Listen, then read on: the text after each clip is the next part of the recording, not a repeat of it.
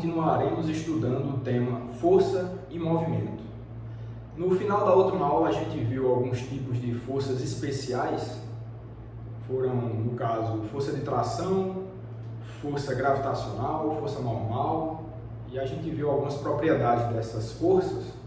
E a gente vai continuar nessa linha de raciocínio vendo um outro tipo de força especial, que é a força de atrito. Então a gente vai começar por esse tópico. Então, vamos fazer o estudo do atrito.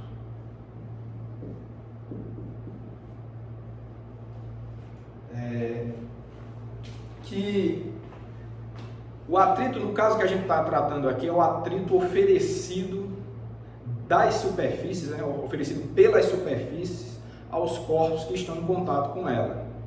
E essa superfície ela vai exercer uma força paralela à mesma e contrária ao movimento de um objeto que repousa sobre ela, ou que esteja em contato sobre ela, ou contrário também ao movimento pretendido, ou seja, tem dois tipos de situações em que pode haver atrito de uma superfície sobre um objeto. Então, por exemplo, vou usar o objeto como sendo esse lápis e a superfície como sendo minha mão. Então, esse lápis está repousando aqui em cima da minha mão e a superfície da minha mão ela vai exercer uma força paralela a ela, ou seja, paralela à superfície, paralela à minha mão, aqui no caso horizontal. Se eu exercer uma força nessa direção aqui, horizontal, nesse objeto, nesse lápis aqui, eu estou oferecendo uma força, apesar dele não se mover, o fato dele não se mover é porque essa superfície, a minha mão, ela está exercendo uma força contrária, de mesma intensidade a essa externa do meu dedo aqui, de modo a que essas duas forças se cancelam na direção horizontal e que não haja movimento, o lápis não acelera, ele está em repouso e continua em repouso. Eu estou exercendo uma força, tá?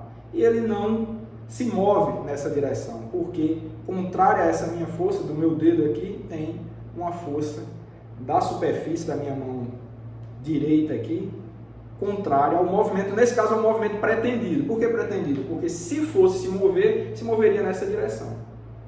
Certo?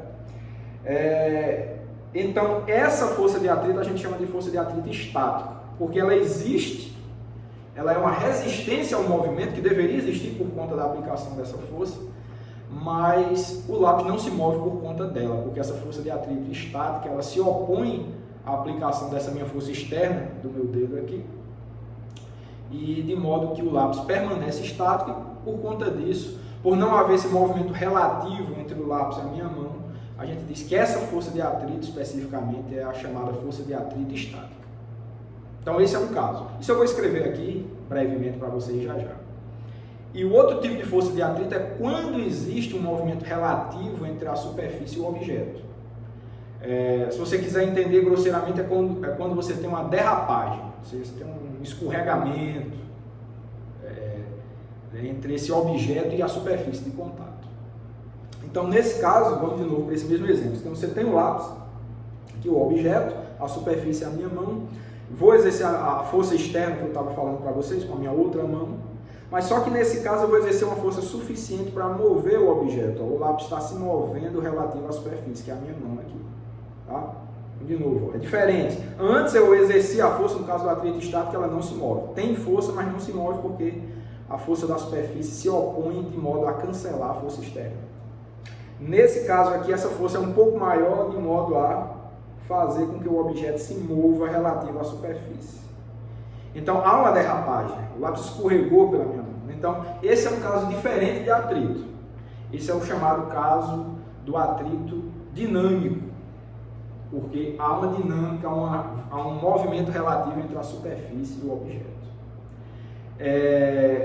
Tem umas particularidades em cada caso, a força de atrito estática e a força de atrito dinâmica, tem algumas diferenças, mas os pontos em que elas são similares é justamente esses que eu já falei. A direção da força de atrito ela é sempre paralela à superfície, ou seja, nesse caso aqui é horizontal, tanto a de atrito estático quanto a de atrito dinâmico.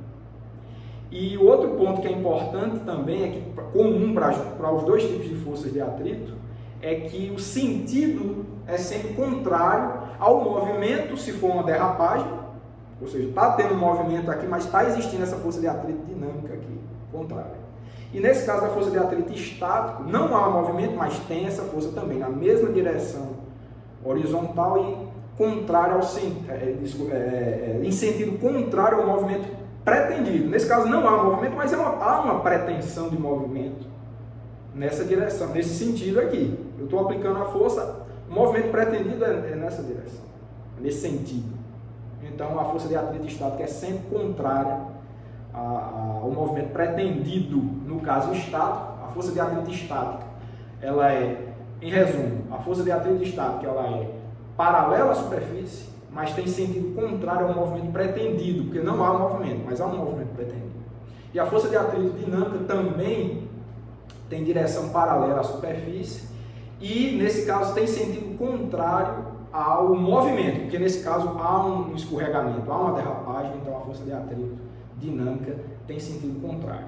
Então, essas são as coisas comuns, né? O vetor, não a magnitude, não a intensidade do vetor força de atrito, mas a direção e o sentido tanto da força de atrito estático quanto da força de atrito dinâmica tem essa similaridade. Sempre paralelo à superfície e contrário, e sentido contrário ao movimento, no caso da força de atrito dinâmica, ou ao movimento pretendido, no caso da força de atrito estática. Em resumo, é isso. Agora a gente vai escrever brevemente isso que eu falei e tentar botar umas equações aí para que o entendimento fique melhor para vocês. Tá? Então, tudo bem. Então, atrito. E outra coisa também importante, né? Qual a origem, né, dessa força? Acho que é uma coisa interessante também de falar. Qual a origem dessa força de resistência, essa força de atrito? Tá? Isso tem uma origem molecular, tá, pessoal? Isso tem a ver com as ligações de origem eletrostática entre as moléculas do objeto e as moléculas da minha mão.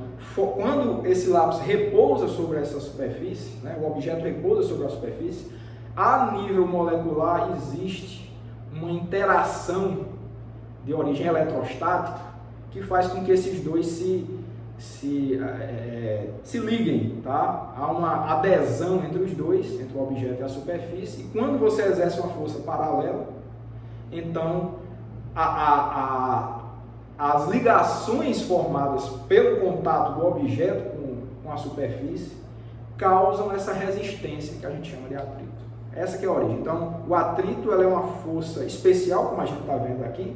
A nível do nosso curso de mecânica, a gente pensa, é a superfície que exerce, mas quando você vai pensar a nível molecular, a origem dessa força de atrito tem uma origem eletrostática, certo? De atração de cargas, né, que estão contidas nas moléculas, tanto do objeto quanto da superfície em que esse objeto repousa. Então, essa a ideia da força de atrito, a origem física é essa. Acho que é importante também esse comentário. Tá bom, então vamos escrever brevemente algumas coisas aqui, para vocês anotarem. Então, atrito é uma força de resistência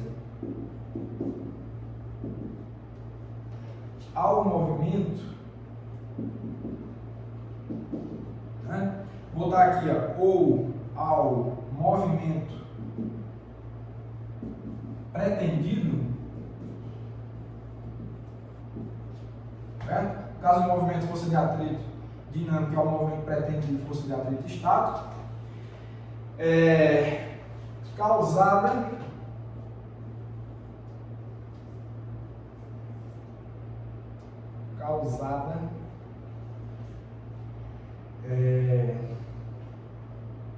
pela superfície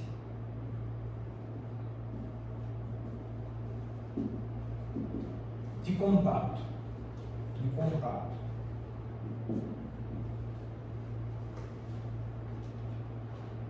Certo? Então, atrito é uma força de resistência ao movimento ou ao movimento pretendido causada pela superfície de contato. Né? Contato.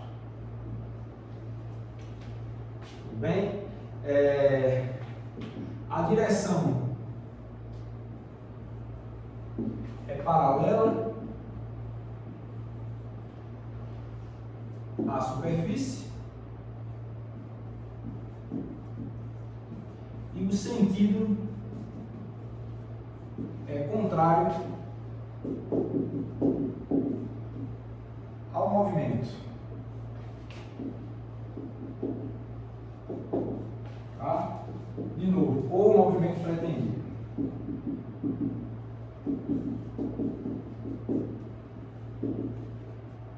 Pretendido.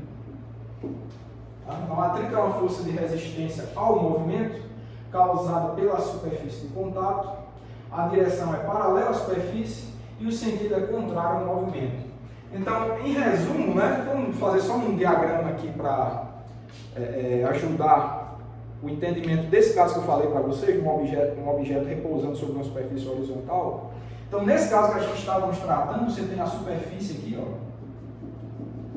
Nesse caso era a minha mão, você pode pensar que isso aqui é a superfície horizontal, onde tem minha mão. Aqui você tem o objeto, que seria o lápis, estou representando por esse bloquinho aí. E você já sabe, né? O que faz com que esse objeto repouse sobre a superfície, né? O que comprime o objeto sobre a superfície é a força gravitacional. A gente já estudou isso na aula passada. Então, você tem essa força peso aqui, que comprime o objeto na superfície. Contrária a ela, nesse caso da superfície horizontal, você vai ter uma força normal oposta, que faz com que o objeto não entre na superfície, né? É uma força de sustentação. A gente já estudou isso. Então você tem uma força normal,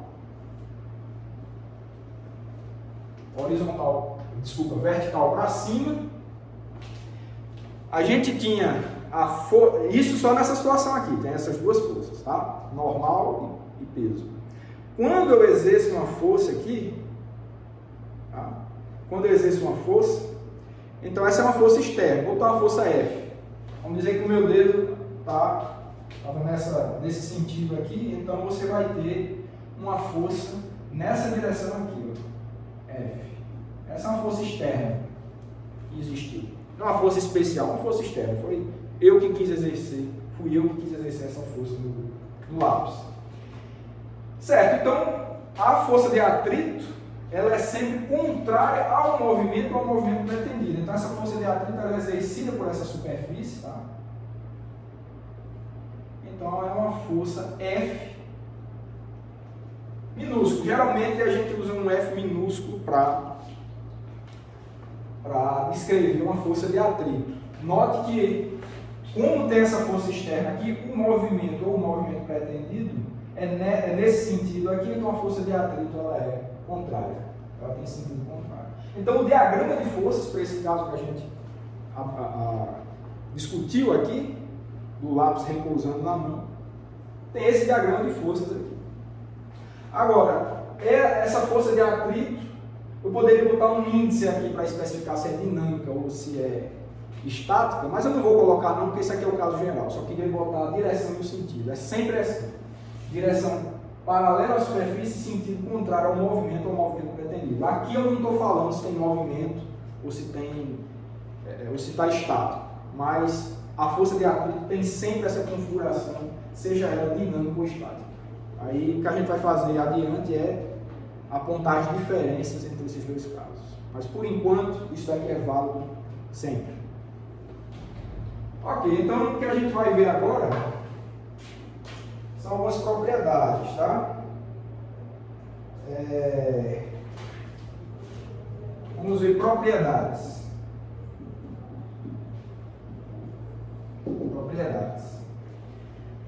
A propriedade, vou chamar a propriedade A, certo? É o seguinte: a força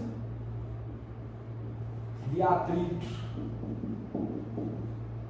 é estática. A gente vai chamar, quando for estático, a gente vai chamar F índice S, tá? F minúsculo que é força de atrito e índice S de estático, tá? Do inglês static. A força de atrito é estática ou dinâmica. Eu vou botar FK, Então, quando vê o índice K, quer dizer dinâmico, ou cinético, no inglês é kinetic, então por isso esse índice K. Então, a força de atrito é estática ou dinâmica, a depender da existência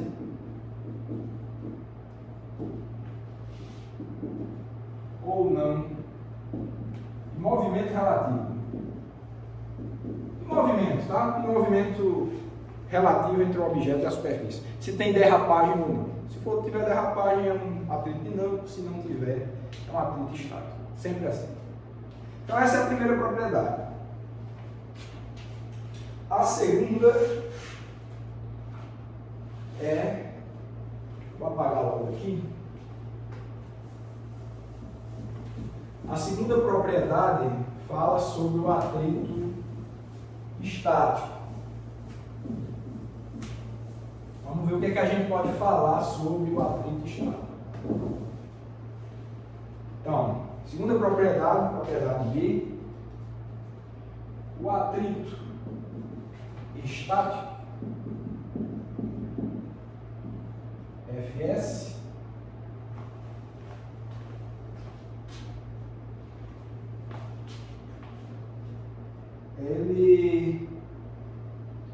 ele tem a mesma intensidade da força externa na direção horizontal, tá certo?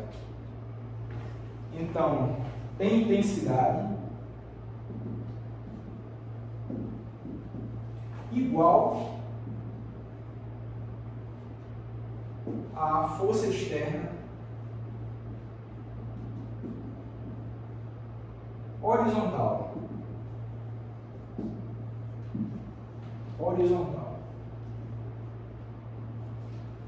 Então, essa é uma propriedade importante. Então, ó, o que é que essa propriedade aqui quer dizer? Quem é a força externa? Aqui eu vou botar um índice EXT de externo, tá? Para ficar claro. Se não houver movimento, lembre-se que atrito estático é quando não há movimento relativo, o objeto está em repouso. Então, imagine que esse objeto está em repouso, eu estou aplicando essa força externa aqui. O que essa propriedade está dizendo é que a intensidade da força de atrito, se for estático, vou botar o índice S por enquanto aqui, ela tem mesma intensidade, teria que ser um pouquinho maior aqui, né? Ela tem que ter o mesmo tamanho aqui, os vetores força externa e atrito estático, tem que ter a mesma intensidade, que é para quê? Para que elas se cancelem e de fato não haja aceleração na direção horizontal. Então é isso que estava falando aqui, essa questão da força do atrito estático. Sempre que for estático, força externa, a força de atrito estático tem mesma intensidade, ou seja, o mesmo tamanho da força externa resultante, né? Isso aqui poderia ser o resultado de muita coisa também, certo? Eu botei só uma porque nesse exemplo foi só uma, mas poderia ter várias forças externas na direção horizontal. Então a força de atrito estática ela seria de mesma intensidade da resultante da força externa na direção da superfície, tá? Nesse caso aqui que é a direção horizontal. Poderia ser vertical também, então pode ter atrito na vertical? Pode. Se a superfície estiver na vertical e houver um contato de um objeto com ela, então você vai ter força de atrito na vertical. A força de atrito, a direção é sempre na direção da superfície, não tem nada de especial com a direção horizontal não. Pode ser diagonal, inclinado, vertical, do jeito que você quiser. A direção da força de atrito é sempre na direção da superfície. Bom, então era esse ponto. Eu vou apagar aqui porque eu vou falar da força de atrito dinâmica, tá? Já. Mas no caso do estático era isso que eu queria falar. Agora vamos falar sobre o atrito dinâmico, tá? Então, propriedade C.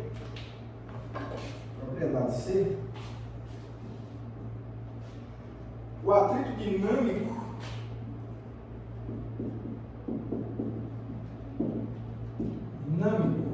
FK tem intensidade constante e independente da velocidade. velocidade. Bom, então, isso é uma aproximação, tá? Eu vou explicar por quê. Uma aproximação interessante para a gente resolver os nossos problemas aqui. A nível desse curso, é uma aproximação boa. Então, vamos analisar o caso de um atrito dinâmico. Vamos supor agora, usar a mesma figura, que é o caso do atrito dinâmico. Só para lembrar, é quando há movimento, né? A força externa, mas tem um movimento relativo do objeto com a superfície. Então, se há um movimento, então, existe aí uma velocidade, tá? Diferente de zero. Nesse caso do atrito dinâmico. Olha, para que haja um movimento, né, para que esse objeto acelere e se mova relativo a essa superfície, a força externa ela vai ser maior que a força de atrito dinâmico. Porque você vai ter uma resultante na horizontal diferente de zero, e se você tem uma força resultante diferente de zero, você vai ter uma aceleração diferente de zero. Ou seja, esse objeto se move. Se estava em repouso, vai adquirir velocidade nesse sentido. Ok, então o que a gente está falando aqui é que essa força de atrito dinâmica, ela é constante, opa, K, né? Estou botando índice K, botei D, confundi com ele dinâmico, FK, tá certo? FK, desculpa. Força de atrito dinâmica eu estou chamando de FK. Então essa força de atrito dinâmica, ela vai ter intensidade constante, a gente vai considerar na aproximação, a gente considera que tem uma velocidade, uma intensidade constante, independente dessa velocidade que é diferente de zero. O que é que eu estou querendo dizer com isso? Não interessa se o objeto está se movendo lentamente ao longo da superfície ou muito rápido, tá? Pode estar se movendo rápido ou lento em relação à superfície, a gente vai considerar, todos os casos têm força de atrito dinâmico, de resistência ao movimento. Então, independente de esse movimento ter velocidade grande ou pequena, a gente vai considerar que essa força de atrito dinâmica, ela é constante, não vai depender da velocidade. Então, é uma aproximação. Se você for fazer um experimento de grau de refinamento muito grande, isso não é válido, mas a nível desse curso não é uma aproximação grosseira, dá para fazer muita física boa com essa aproximação, certo? Então é isso que a gente vai considerar. Ok, que outra propriedade a gente pode falar?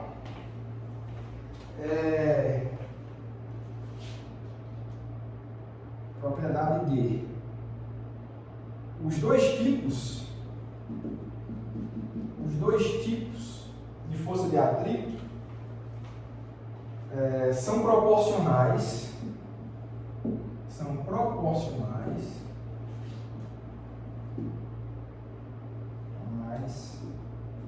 à força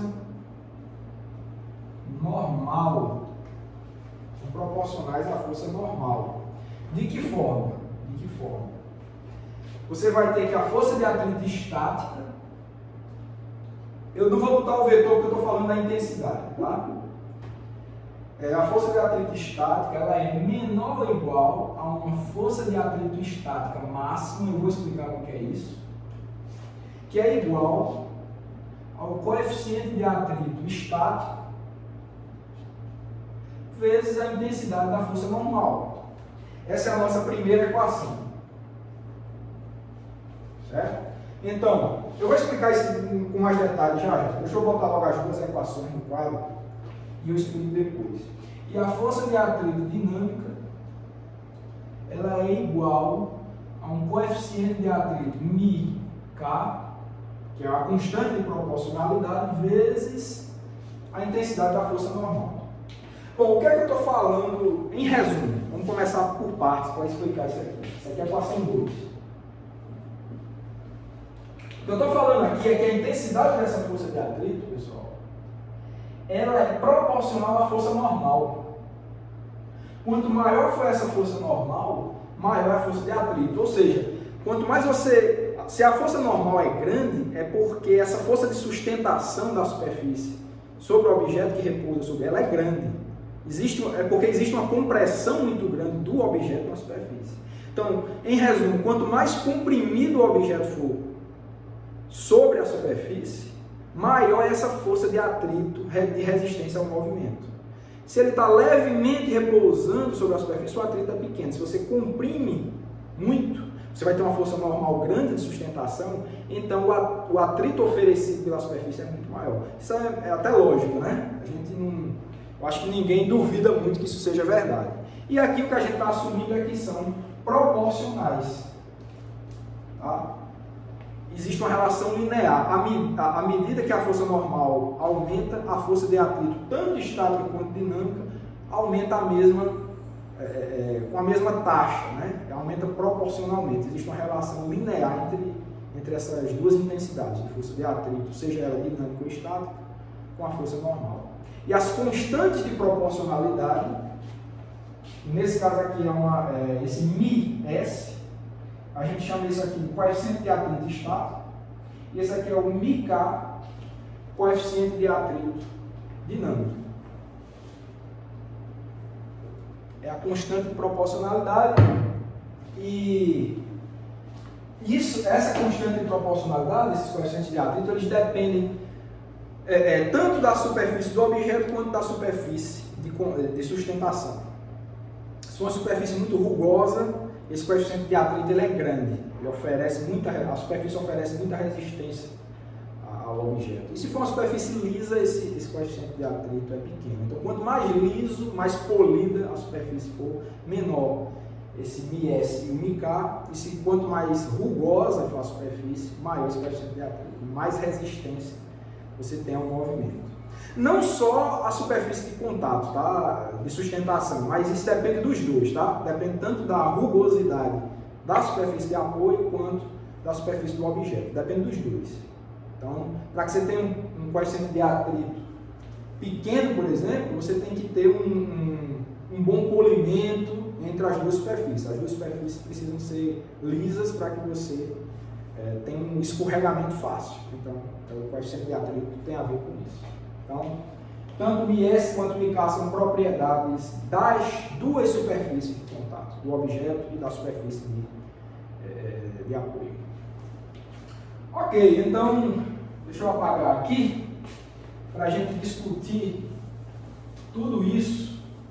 Vou fazer um diagrama aqui, para mostrar para vocês o que é que tudo isso significa, né? O que é que tudo isso significa?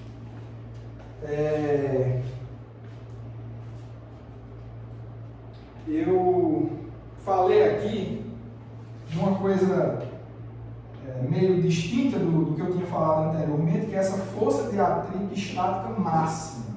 O que é essa força de atrito estática máxima? Olha, eu vou tentar explicar para vocês de uma forma simples. De novo, o mesmo exemplo. Lápis repousando na superfície. Tem força normal, tem força peso, ok. Essa força externa é exercida por mim. Se não houver movimento, você já sabe, tem uma força de atrito estática se opondo ao movimento pretendido, que é nesse sentido. Essa força é sempre a mesma? Não, ela é sempre igual se não houver movimento, tá, pessoal? Se não houver movimento, a força de atrito é estática. Se eu exerço uma força pequena e não há movimento, a força de atrito estática é pequena. Se eu exerço uma força maior, mas mesmo assim o objeto não se move, essa força de atrito estática ela é maior também. Desde que não haja movimento, e eu fizer uma força grande ou pequena, essa força de atrito estática ela acompanha o tempo todo a intensidade dessa minha força externa. Força pequena, força de atrito estática pequena.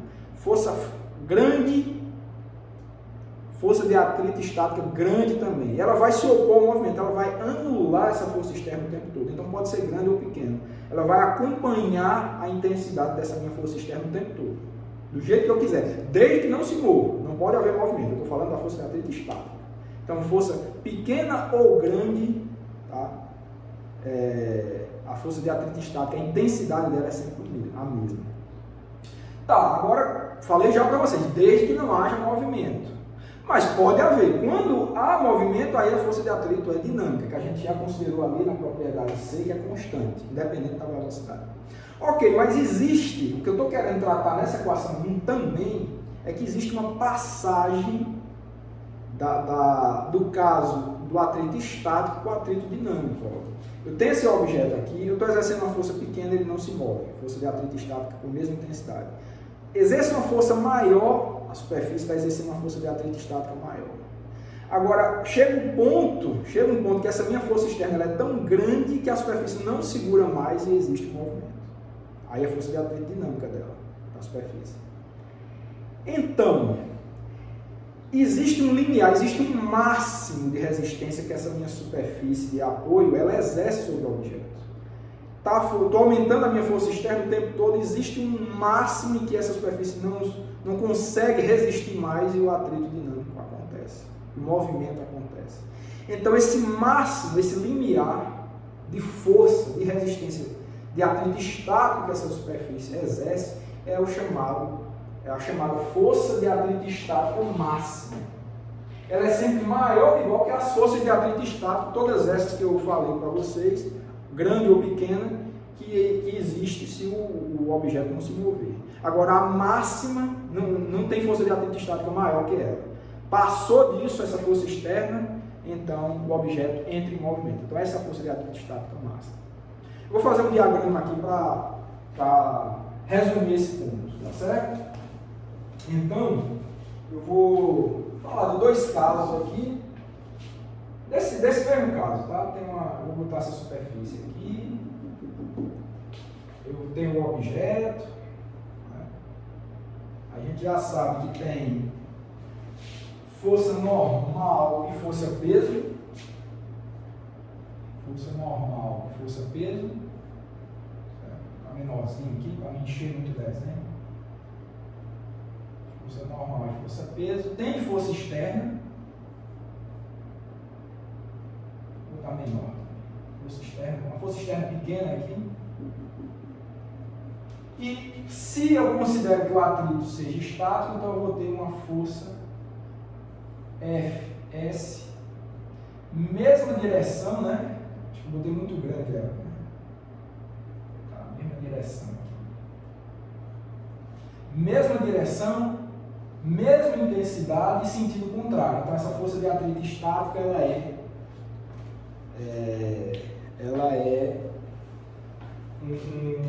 uma força que cancela essa outra que garante que você não vai ter movimento. Vai estar em repouso aqui, vai estar estático. Certo? E o outro caso que existe é quando há movimento. Então eu vou botar de novo aqui do lado, mesmo carro, mesmo objeto, mesma força-peso, mesma força normal, só que aqui eu quero exercer uma força externa maior. Eu quero exercer uma força externa maior. Aqui eu tenho essa força externa, aqui eu quero uma força externa maior, bem grande aqui. Eu quero uma força externa grande para que ela ultrapasse. Né? Essa daqui é maior que essa aqui é maior que essa, para que ela ultrapasse a força de atrito estático, para que a superfície não consiga mais resistir ao movimento. Então, se isso acontece, você vai ter a força de atrito dinâmico. Força de atrito dinâmico.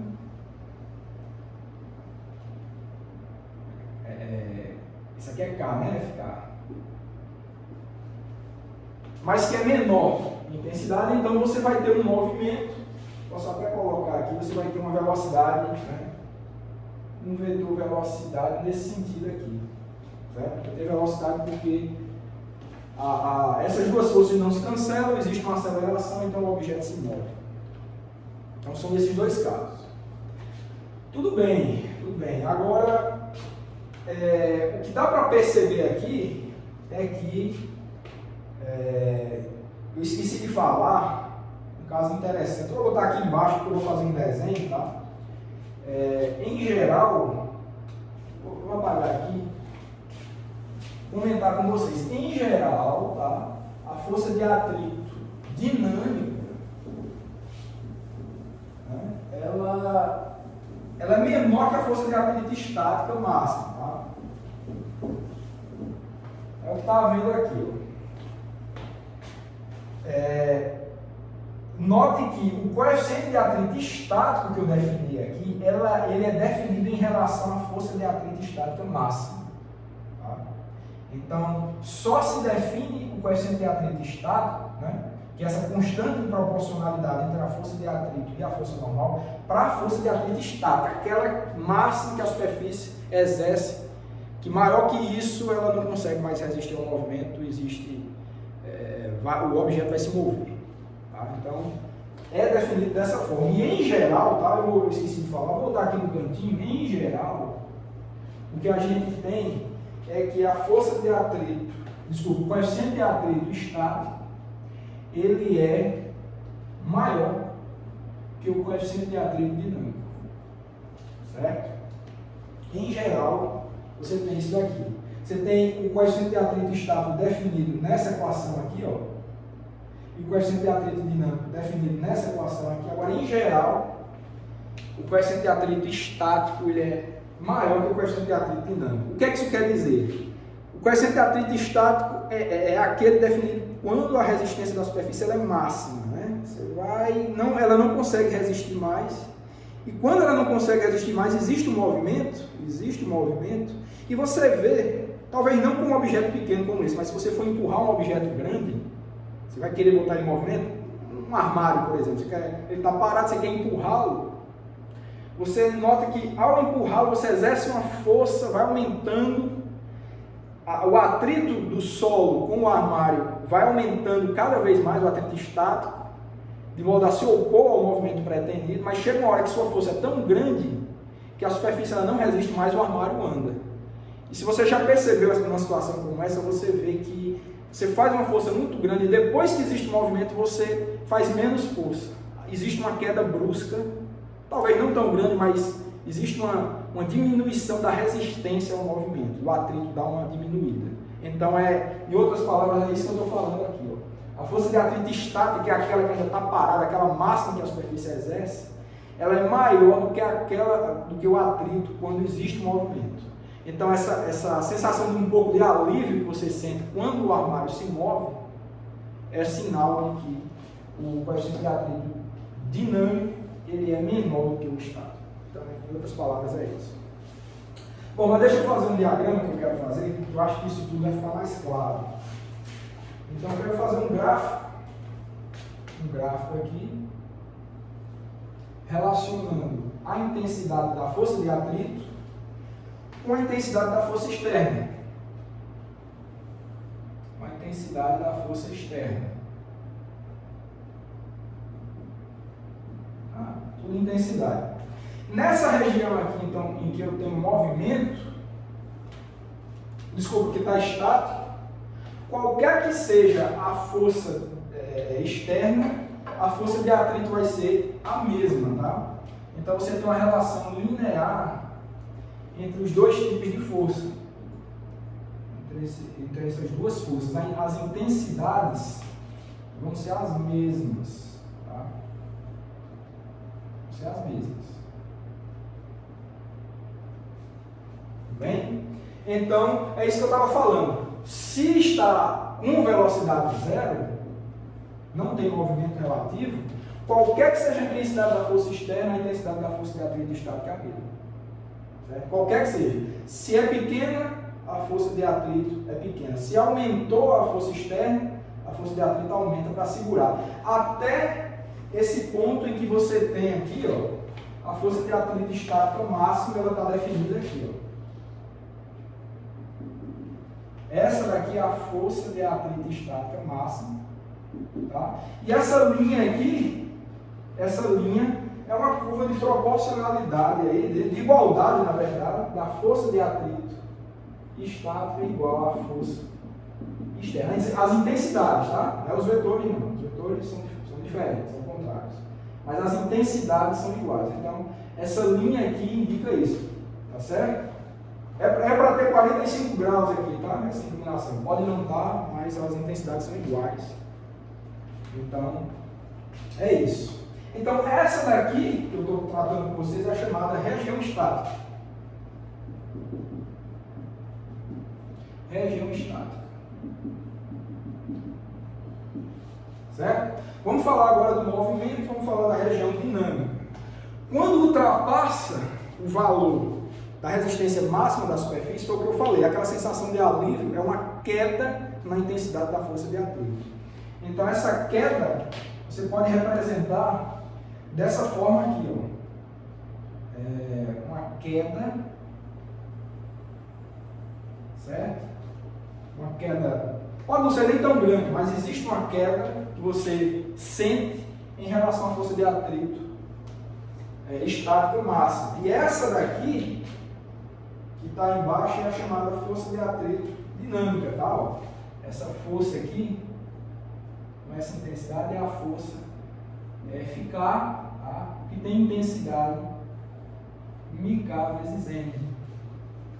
Essa é a força de atrito dinâmica. Então, essa daqui fica sendo a região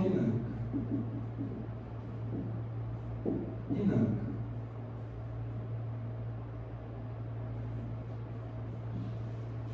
Certo? Então, é isso, pessoal. Você perceba que a força dinâmica, de atrito dinâmica, ela é consideravelmente menor do que a força de atrito estática máxima. E essa daqui, a gente sabe que é ms n. Certo? Aqui eu dei uma exagerada, tá? Ambas proporcionais à intensidade da força normal, mas o fato de aqui estar bem menor do que essa linha, né? A altura dessa linha está bem menor, é um reflexo desse fato aqui, que a força de atrito estática ela é maior, ou seja, o coeficiente de atrito estático é maior que o coeficiente de atrito dinâmico, por isso que essa intensidade aqui está bem maior do que essa daqui, tá? Eu botei F aqui sem botar o índice porque eu estou englobando tudo, tanto força de atrito estática quanto força de atrito dinâmica. Então, em resumo é isso. Bom, espero que essa discussão de força de atrito tenha sido esclarecedora. A gente ainda vai fazer exercícios sobre isso, claro. Mas o que eu quero falar agora, antes da gente fazer exercício, é de um outro tipo de estudo de força. Não é uma força especial, mas é um caso específico de força, que é o chamado da força que faz a manutenção de um movimento circular uniforme. O movimento circular uniforme a gente já estudou aqui, é o movimento de um objeto ao longo de uma circunferência com velocidade constante. Mas, se vocês lembrarem da primeira lei de Newton, o estado natural de um objeto, ou seja, se você não exerce interação com ele, só pode ser de duas formas, ou o repouso ou o movimento retilíneo uniforme. Só existem esses dois estados naturais no sentido de livre de interação. Se o objeto estiver livre de interações externas, ele vai ficar em repouso se já estava em repouso, ou em movimento retilíneo uniforme, se assim já estava. Então, quando a gente fala de um movimento circular uniforme, não é nem uma situação nem outra. Não é um caso de um objeto livre de interação. Para que um objeto descreva um movimento circular uniforme, tem que existir uma força causando esse movimento, uma força que mantém esse movimento dessa forma, circular uniforme. Esse tipo de força é o que a gente chama de força centrípeta. Centrípeta porque a palavra centrípeta eu já comentei com vocês, já falei de aceleração centrípeta, mas eu estou falando agora de força centrípeta. É o agente causador da aceleração centrípeta. É uma força que é dirigida, centrípeta quer dizer isso, é dirigida para o centro da trajetória circular, uma força dirigida para o centro da trajetória circular. Essa força tem que existir para que esse movimento circular uniforme ele exista, ele se mantenha. E vocês podem perguntar, então essa é um outro tipo de força especial, né? Porque a gente viu gravitacional, viu tração, viu força normal, viu atrito agora. Então você está falando agora de um outro tipo de força especial, a força centrípeta.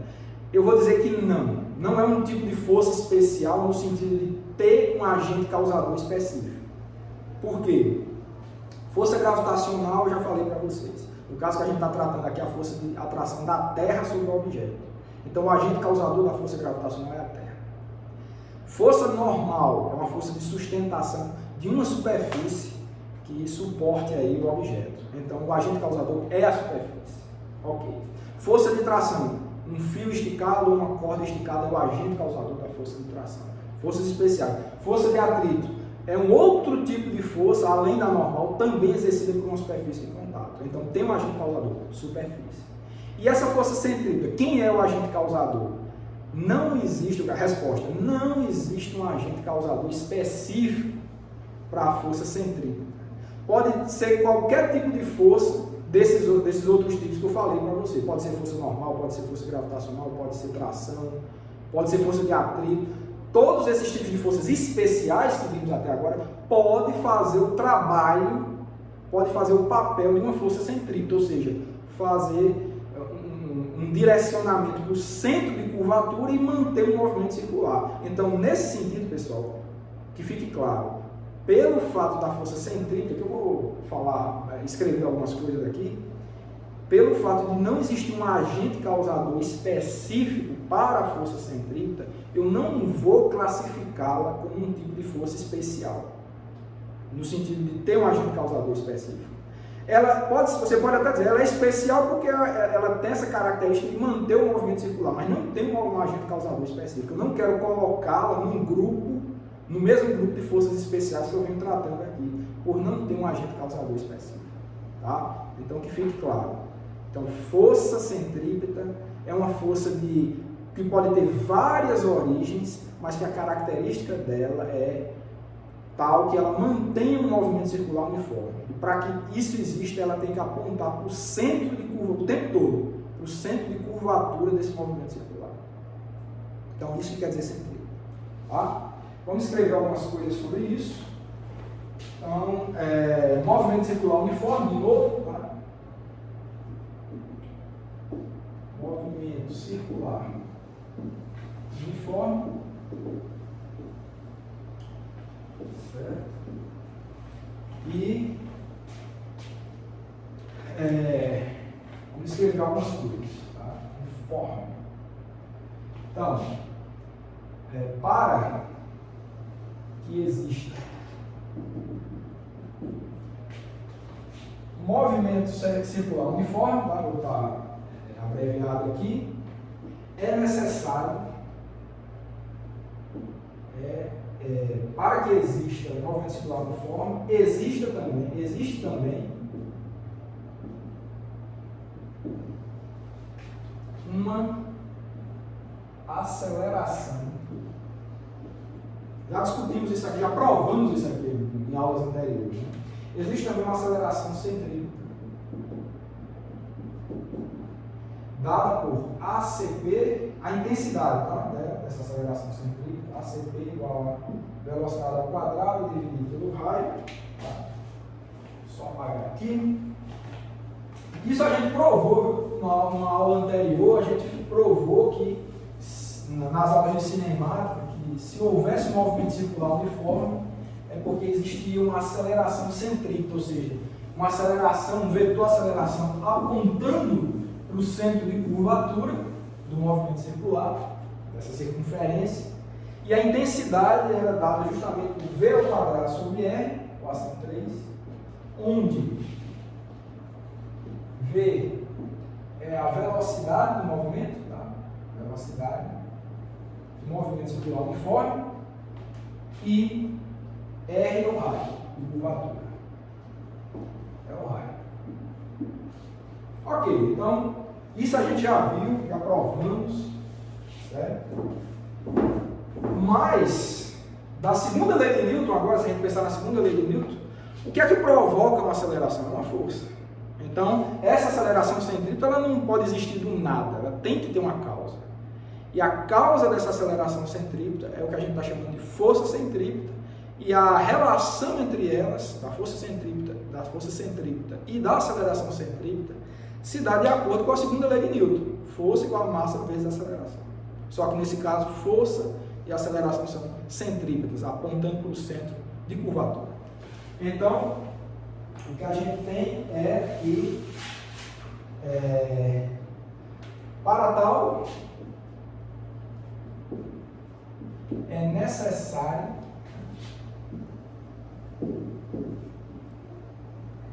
que exista uma força centrípeta de intensidade, força centrípeta, tá? De novo, não é uma força sem um agente causador específico, tá? É só a qualidade da força que é centrípeta, ou seja, apontando para o centro de curvatura, vai ser igual a massa vezes a aceleração centrípeta, que é aquela de lá. Ou seja, isso daqui é igual a massa vezes velocidade ao quadrado dividido pelo raio. Essa é a nossa equação número 4. Então, essa força centrípeta que pode ter várias origens distintas, como eu mencionei para vocês, ela é a força responsável pela manutenção do movimento circular uniforme. E sempre que você identificar um movimento circular uniforme, você já pode escrever essa equação aqui. Essa força centrípeta é a resultante na direção radial. Tá? Acho até importante que eu escreva isso. Tá? A força centrípeta, se existir um movimento circular uniforme, a força centrípeta ela é a força resultante na direção radial. Tá? Então, não precisa ser uma força específica que faz esse papel de força centrípeta. Pode ser um conjunto de forças cuja resultante aponta para o centro e vai causar um movimento circular uniforme nesse objeto. Eu vou dar uns exemplos aqui. Tá? Então, no caso, tá? Força centrípeta, agora o vetor, estou falando do vetor força centrípeta, é a força resultante na direção radial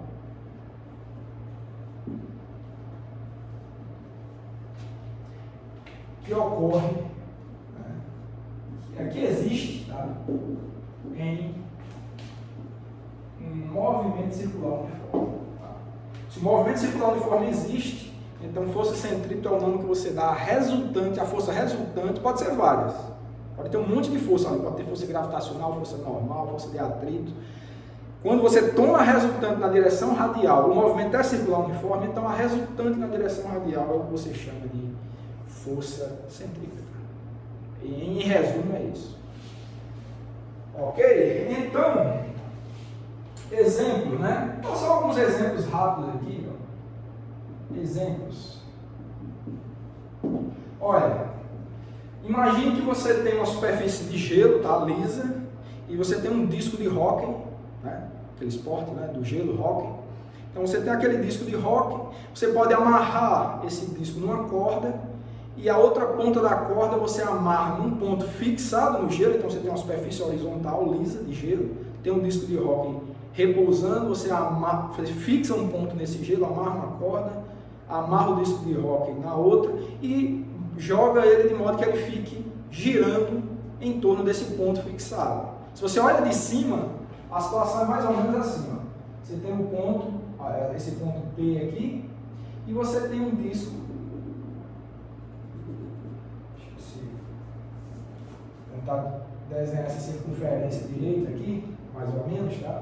O disco de hóquei é esse aqui, ó. E você tem uma corda que fixa esse ponto fixo ao disco de hóquei. Olha, olhando para o disco de hóquei, tá? Claro, eu estou olhando de cima, tá? A superfície horizontal. Existe uma força gravitacional jogando ele na direção da Terra, existe uma força de sustentação, que é uma força normal, mas esses dois se anulam se o plano for horizontal, tá? Mas o que eu quero tratar com vocês é dessa força de tração aqui, ó. Tem uma força de tração da corda, a força T. Ela que está o tempo todo na direção radial, na direção do fio. Ó. Se o fio está esticado, está girando, né? Mas é assim, né? O movimento é na horizontal. Então, o fio é que está prendendo o disco de hóquei nesse movimento circular. Esse movimento circular. Então, nesse caso específico, a força de tração faz o papel de força centrípeta. Nesse caso, é um movimento circular uniforme, tem velocidade constante V? Tem. Então, a força de tração, ela é uma força centrípeta, tá? A intensidade da força de tração é igual à intensidade da força centrípeta, que é igual à massa m do disco vezes a velocidade ao quadrado dividido pelo raio, e o raio é esse aqui, o raio de curvatura aí dessa circunferência. Em resumo é isso, o problema é esse. Então você tem a intensidade da força de tração em função da massa do objeto, da velocidade dele e do raio da trajetória. Em resumo, é isso. Tem algum caso diferente? Tem vários casos diferentes. Então, um outro exemplo, né, muito legal também, é o caso do... Só dividir aqui, tá? Você tem o Sol, né, e você tem a Terra, que executa, claro, diminuir aqui, um movimento circular em torno do Sol. Claro, a gente sabe que a trajetória ela é elíptica, tá? Mas vamos considerar que seja circular. Vamos supor que a Terra executa um movimento circular em torno do Sol, tá certo? Em torno do Sol. Então, esse movimento circular da Terra, tá, em torno do Sol, ele existe porque existe uma força centrípeta. É um movimento circular uniforme, então tem que ter uma força centrípeta. Mas nesse caso, qual é o agente causador dessa força centrípeta na Terra que faz com que ela tenha esse movimento em torno do Sol? Nesse caso específico, é uma força de tração? Óbvio que não tem corda nenhuma prendendo a Terra ao Sol. Nesse caso, é a força de atração gravitacional do Sol na Terra. Então, eu não vou botar peso, não, porque peso eu estava chamando a força gravitacional de objetos próximos da superfície da Terra. Eu vou botar força gravitacional mesmo. Então, você tem um vetor, força gravitacional, tá, de atração do Sol na Terra. O tempo todo ele aponta para o Sol e faz com que a Terra tenha esse movimento circular em torno dele, tá, o tempo todo. Então, nesse caso específico, é um movimento também circular uniforme, com um agente causador diferente desse. Aqui é a tração, aqui é a força gravitacional. Então, nesse caso também você vai ter módulo da força gravitacional, né, a intensidade, vai ser igual à intensidade de uma força centrípeta. Você sabe disso porque sabe que o movimento é circular uniforme. Isso daqui é igual à massa da Terra vezes velocidade ao quadrado dividido pelo raio, e esse raio é a distância do Sol para a Terra. Nesse caso é assim. Então, dois casos distintos em que você tem uma força de tração que faz o papel de força centrípeta, e nesse outro você tem uma força gravitacional que faz o papel de força centrípeta. Poderia dar vários outros exemplos. Um carro numa curva, quando o carro executa uma curva é um pedaço de circunferência, né? Velocidade constante. O atrito do carro na pista é que segura o carro no movimento circular. Faz com que ele não derrape, tá? Mantenha a trajetória circular do carro para que ele faça a curva. Então, nesse caso, a força de atrito é a força responsável pela manutenção do movimento circular, ou seja, é a força centrípeta nesse caso, faz o papel de força centrípeta nesse caso. Aí vocês podem falar, força normal, será que dá para fazer também? Dá, a força normal também pode contribuir em certas situações para ser uma força centrípeta. Por exemplo, quando você tem aqueles carros lá de montanha-russa, né? Às vezes tem aquele loop, né? Se você considerar o loop como uma trajetória circular, quando está no alto da trajetória ali, quando o carro vai passando pelo alto da trajetória, que ele fica de cabeça para baixo, você tem duas forças apontando para o centro de curvatura. O peso, a força peso do carrinho, e a força normal de sustentação dos trilhos no carrinho também. Então essas duas forças aí, são duas forças nesse caso, fazendo o papel de força centrípeta naquele ponto. Tá certo? Então, nesse caso você tem força normal em combinação com força peso, fazendo o papel de força centrípeta. Então, pessoal, eu só queria deixar claro que força centrípeta não é um caso, não é uma força especial, ela é uma situação especial em que forças especiais causam no objeto um movimento circular uniforme. Essas forças se combinam, pode ser uma, pode ser várias, se combinam de tal forma a fazerem a manutenção de um movimento circular uniforme. Certo? Então era essa a mensagem em relação ao movimento circular, a dinâmica do movimento circular uniforme.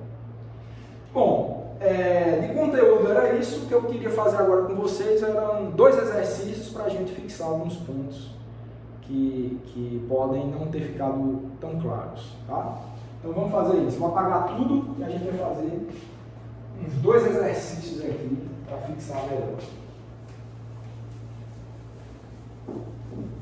Vou fazer um exercício de força de atrito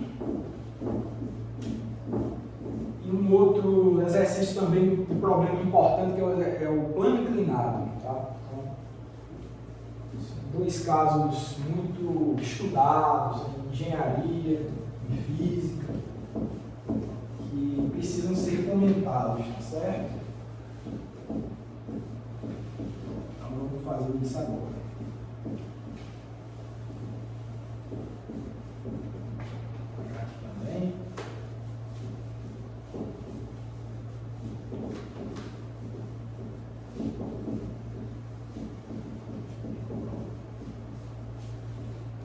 Então, vamos lá. Fazer um exercício aqui, que é o seguinte. Eu vou ler logo esse exercício. Vocês anotam aí, eu vou escrever só a solução dele, certo?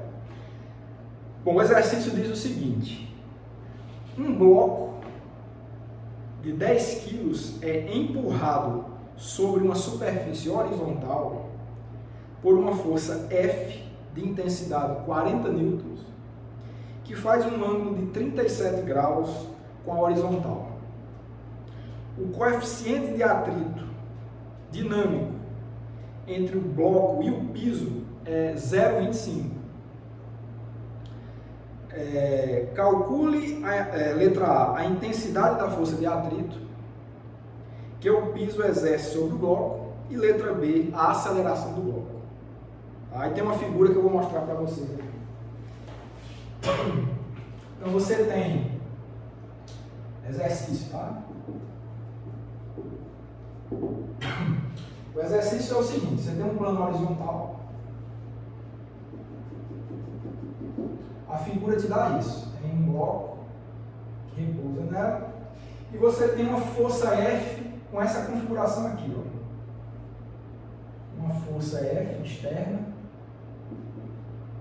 que faz 37 graus, tá certo? Qual o tamanho do θ aqui? Tá? O ângulo θ de 37 graus com a direção horizontal.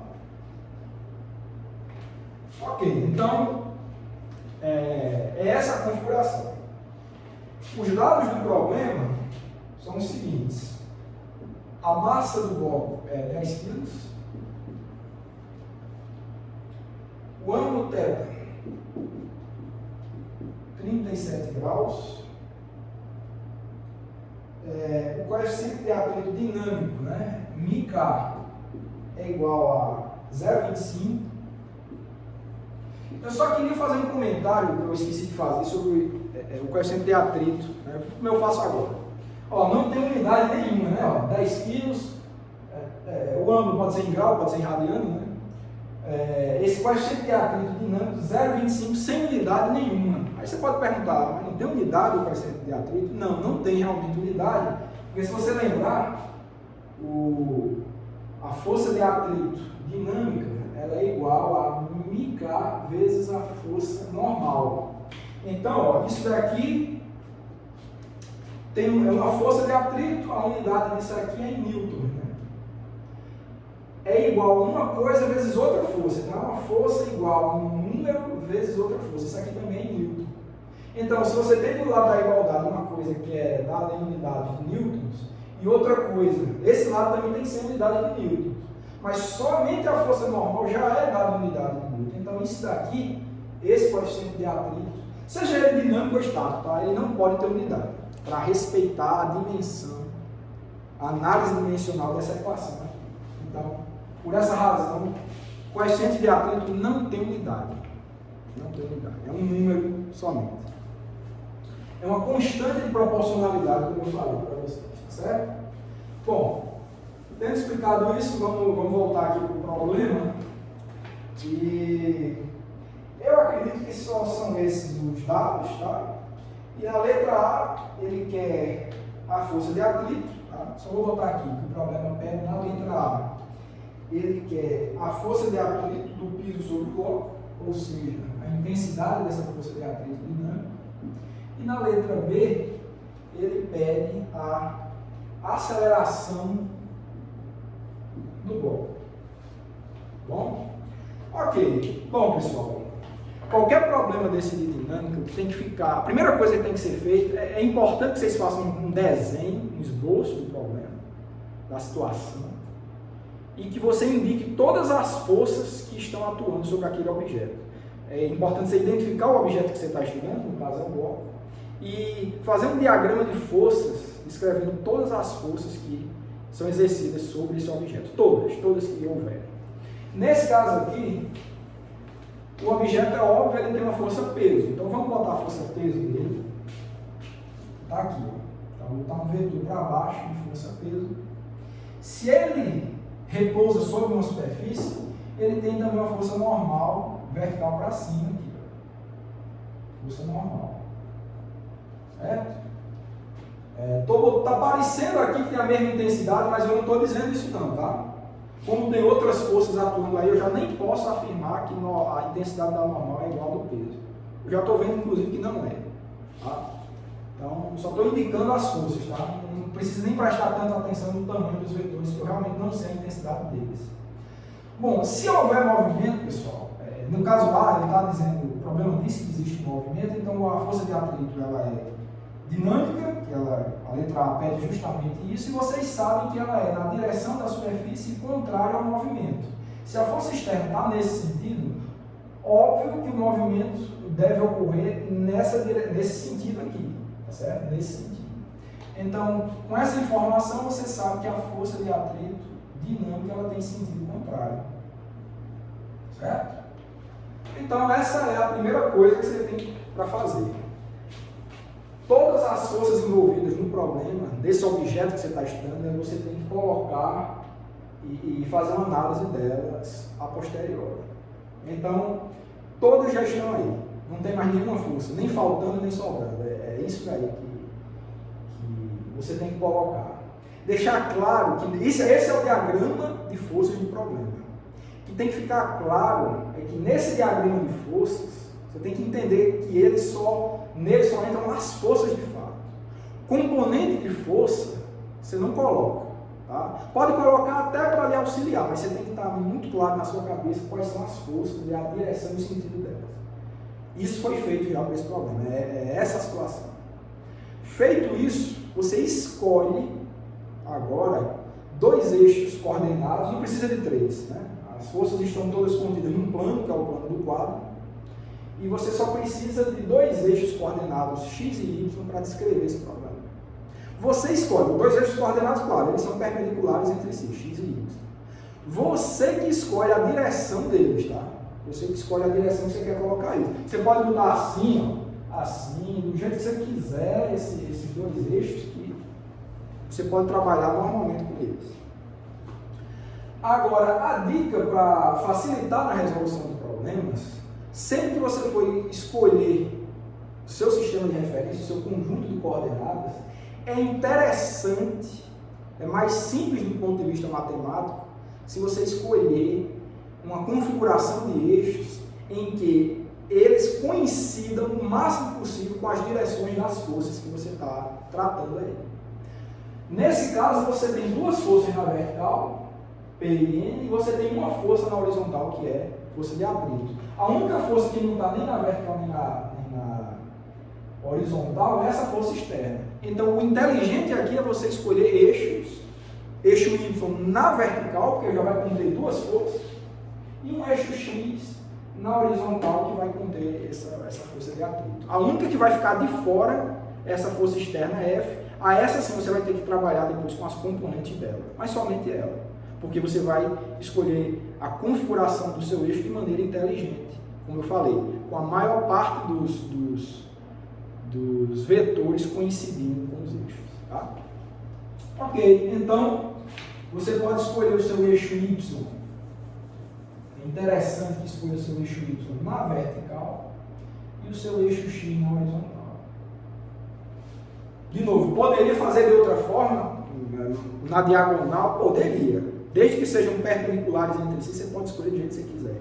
Mas essa é a melhor configuração que evita você ficar trabalhando com componentes de vetor. Certo? A gente vai ver isso aqui. Bom, então tá. Olha, outra dica que eu vou dar para vocês por aqui é interessante na resolução de problemas que envolvem força de atrito. Se vocês lembrarem, tanto a força de atrito estática quanto a força de atrito dinâmica, ela depende da intensidade da força normal. A força normal, nessa configuração ali, ela está contida no eixo Y. Então, o interessante, pessoal, é a gente fazer um estudo de segunda lei de Newton primeiro para o eixo Y. Provavelmente você vai conseguir extrair informação da força normal, aí depois você vai fazer um estudo do eixo X, que lá tem a força de atrito. Então, a ordem menos custosa, eu diria, de resolução desse problema é começar pelo eixo Y, que tem a força normal. Quando você vai para o eixo X, que tem força de atrito, ele vai precisar de informação do eixo Y. Então, já vai uma ordem direta, porque você não precisa ir e voltar. Se você começa pelo eixo X, você vai parar em determinado momento, porque você vai ter força de atrito que depende da força normal. Então, você tem que ir para o eixo X. Você vai, começando pelo eixo X, você vai ter que fazer um estudo do eixo Y e depois voltar para o eixo X para resolver uma pendência que você deixou lá. Se você começa pelo eixo Y, você vai direto. Você pega a informação dele, joga no eixo X e já resolve. Então, quando envolve... Isso é uma dica, tá, pessoal? Não é regra, não precisa vocês fazerem assim. Agora, com a experiência, você vai adquirindo você vai começando a observar certas facilidades na resolução do problema. Então, a dica, que vocês não precisam seguir se não quiserem, é essa, para ficar mais simples. Quando envolver força de atrito, comece estudando o eixo, comece fazendo uma análise da segunda lei de Newton para o eixo perpendicular ao eixo da força de atrito. Aí depois você estuda aí, que a ordem é mais direta. Tá certo? Só essa dica. Vamos fazer isso. Então, como sugerido por mim, vamos começar fazendo uma análise do eixo Y. Eixo Y. Bom, a segunda lei de Newton para o eixo Y diz o seguinte: força resultante na direção Y é igual a massa vezes a aceleração do objeto no eixo Y. É assim. Está lá na aula passada, quando a gente descreveu, a gente fez o estudo das leis de Newton. Tá? Então, para o eixo Y eu tenho isso daí. Tá, então o que é que eu preciso ter agora para descobrir quem é a força resultante em Y? É olhar quais são as forças que têm alguma componente ao longo do eixo Y. Todas essas forças vão contribuir de alguma forma para a força resultante do eixo Y. Olha, a força normal, ela está totalmente contida ao longo do eixo Y. Ela não tem nenhuma componente em X. Então, a componente da força normal ao longo do eixo Y ela é inteira, é a intensidade dela. Então, a contribuição da força normal é a intensidade inteira dela para a força resultante em Y. A força peso, ela também está totalmente orientada, certo? Está totalmente orientada ao longo do eixo Y, não tem componente em X. Então, a projeção do vetor peso ao longo do eixo Y é uma projeção negativa porque aponta para baixo, mas o tamanho é exatamente a intensidade da força peso. Então você vem com menos P. Tá? N contribui positivamente e a força peso contribui negativamente. Note que eu não estou botando vetor não, tá pessoal? Isso aqui são as intensidades da força normal e a intensidade da força peso. Certo? Que, nesse caso específico, as intensidades coincidem, como eu falei, com as projeções desses vetores ao longo do eixo. Ok. Mais alguma força tem projeção ao longo do eixo Y? Tem. A força F, ela tem projeção tanto em Y quanto em X. Ela tem componente em X e em Y. A projeção em Y é essa daqui. Ó. Você projeta aqui no eixo Y, ela vai ter uma projeção negativa.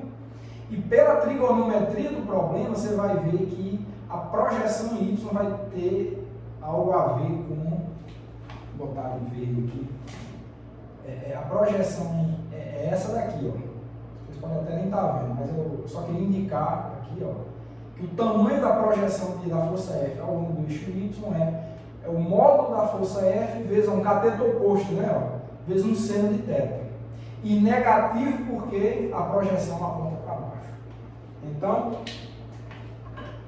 a contribuição da força F é menos módulo F seno de θ igual a massa vezes a aceleração em Y. Essa é a análise que você faz.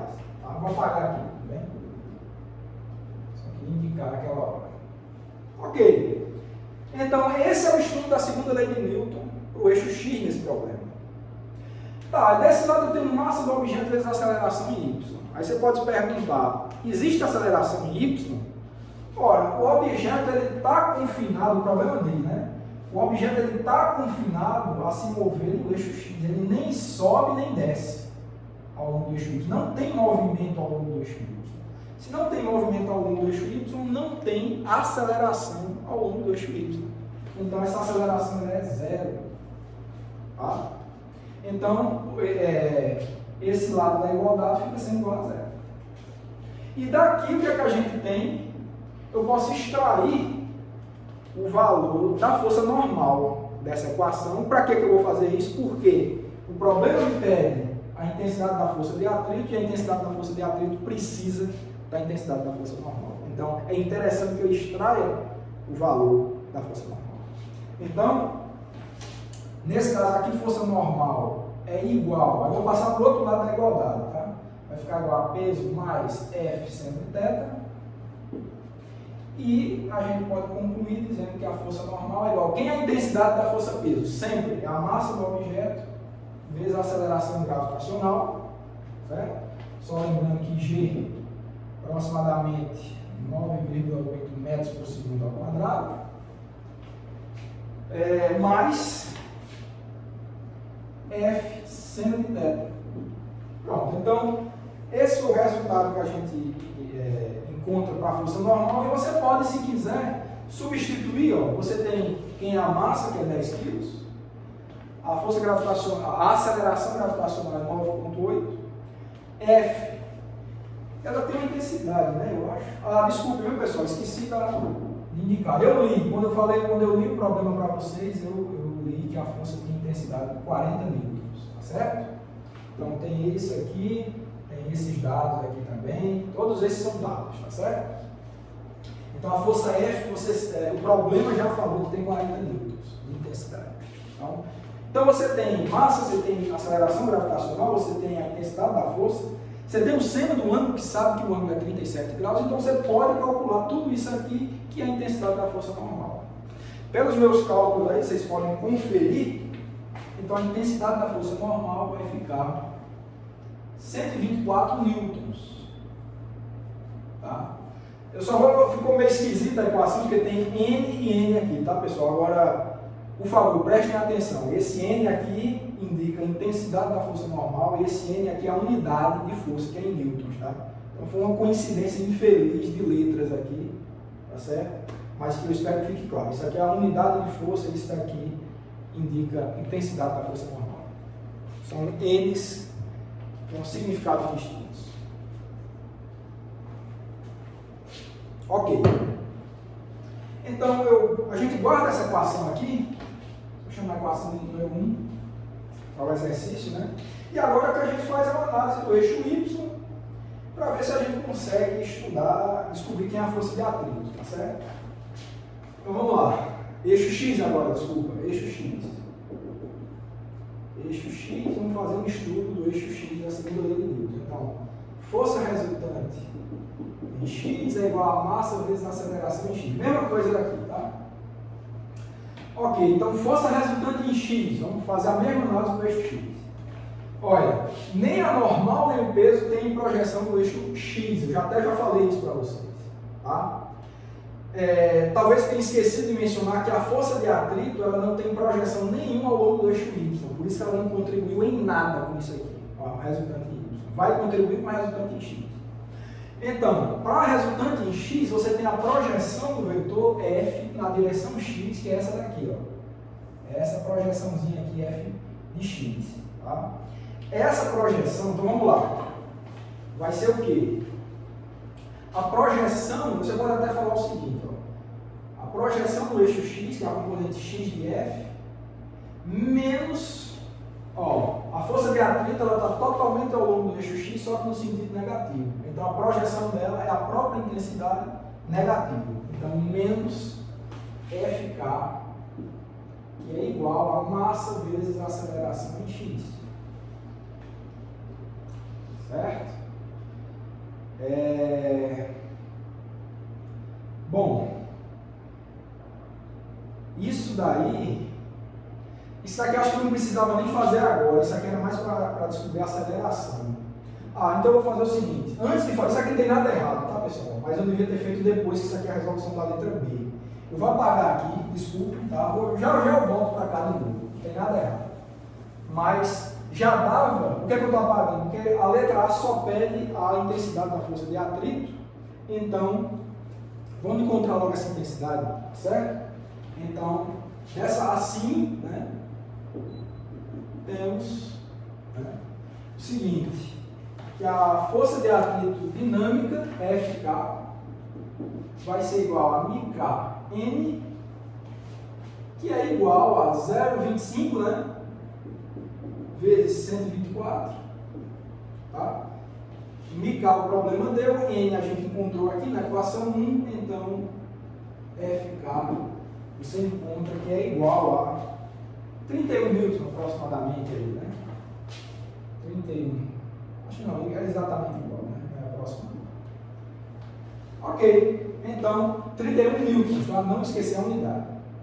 Bom, aí agora sim a gente volta quando eu tinha apagado, tá? Eixo X, ou mais rápido aqui que eu já tinha escrito, né? Já tinha explicado. Eixo X, então você tem que força resultante na direção X é massa vezes a aceleração em X. Isso nos dá aqui, força resultante em X, já tinha indicado que era componente Fx menos força de atrito dinâmica igual a massa vezes a aceleração em X. Isso nos dá o quê? Quem é a projeção de F, a projeção de F no eixo X? Ó, é o módulo do vetor F vezes o cosseno, ó, que é um cateto adjacente aqui, ó, a projeção é essa. Então é F cosseno de θ. Então você vai ter F cosseno de θ menos F de K, que a gente já sabe quem é, igual a massa vezes a aceleração em x, tá? E só deixar claro, né? Essa daqui é a resposta da letra A, tá certo? Essa aqui é a resposta da letra A. Isso aqui a gente já resolveu a letra A, estamos partindo para a resolução da letra B. Tá certo? Bom, e daqui, vamos apagar aqui esse lado, para a gente encontrar o resultado da aceleração, né? Em x, no caso. Não tem aceleração em y, né? Só poderia ser em x. Então vamos lá. Resolver essa última parte e concluir o problema.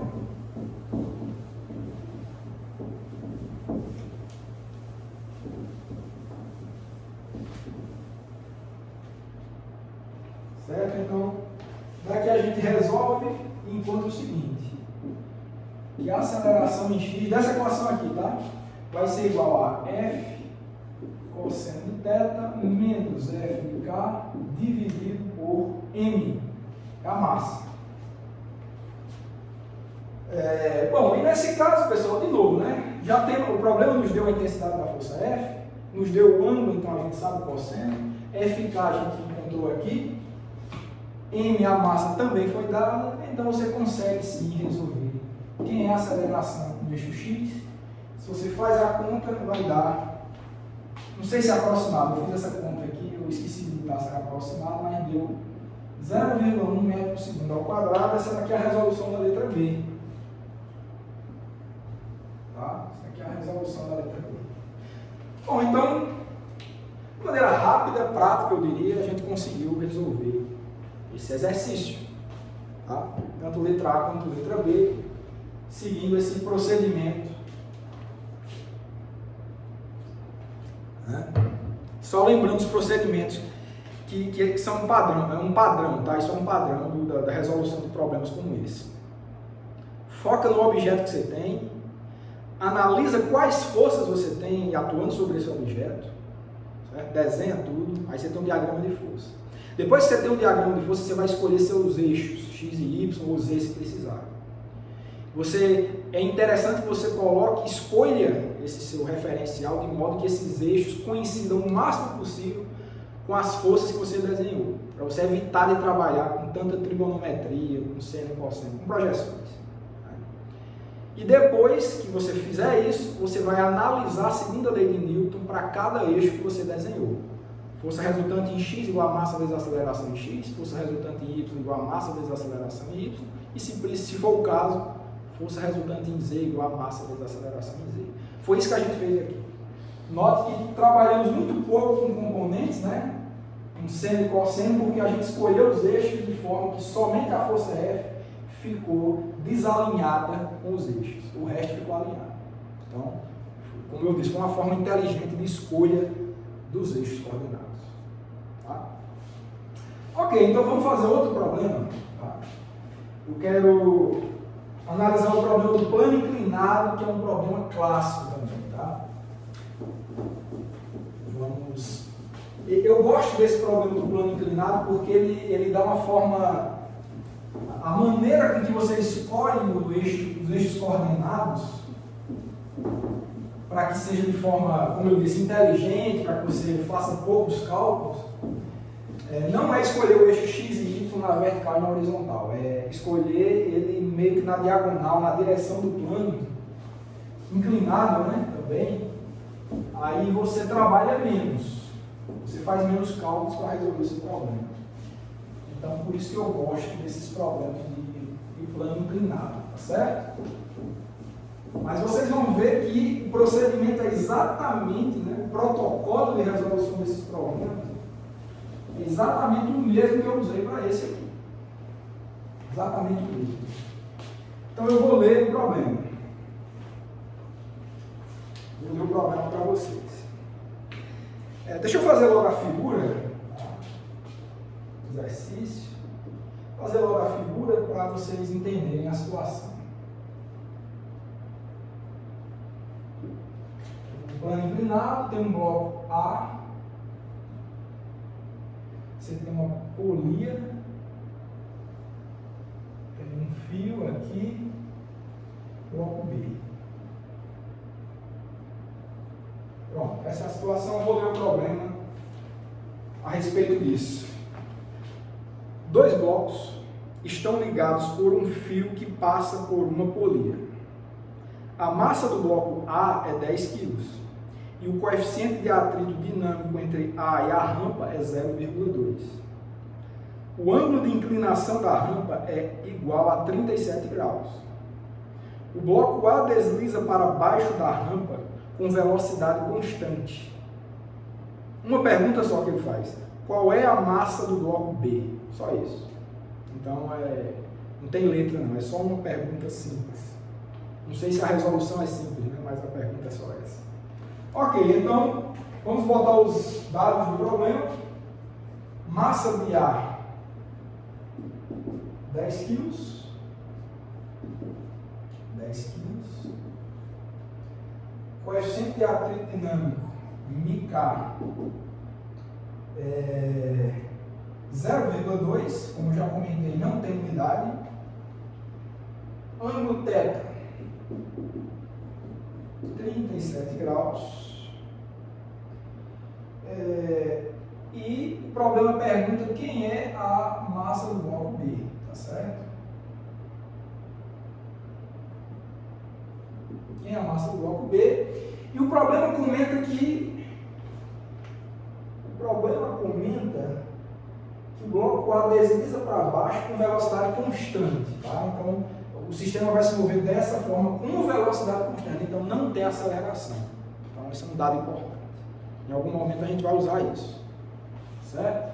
Deixa eu só melhorar um pouquinho aqui o desenho. Certo. Bom, essa aqui é a situação. Ok, então, o que é que a gente vai fazer? Tem dois blocos. Ele pede a massa do bloco B A análise do bloco B é bastante simples, eu quero começar logo por ela, tá certo? Então vamos começar estudando o bloco B, em algum momento a gente volta para achar a massa dele. Bloco B. O bloco B, ele está aqui. O bloco B tem duas forças, tá? Tem duas forças atuando no bloco B. Vai mais para baixo. Só tem duas forças atuando no bloco B. Uma, óbvio, é a força peso. Então, você tem a força peso, estou chamando aqui de peso de B. E você tem uma tração para cima, né? O fio está esticado, então para cima você tem uma força de tração T aplicada em B para cima. Não tem mais nada, tá?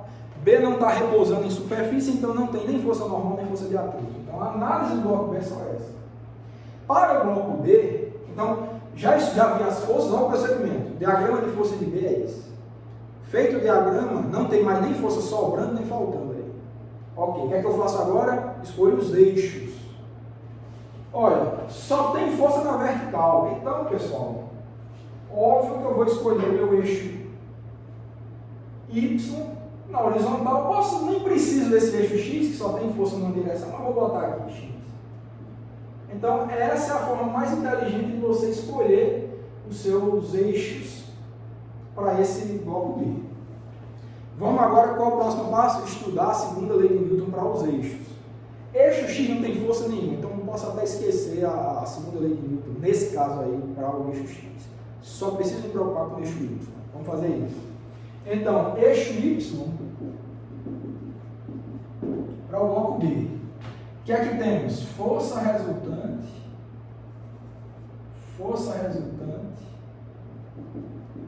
em Y é igual a massa do bloco B vezes a aceleração em Y. Ok, quem é a força resultante em Y?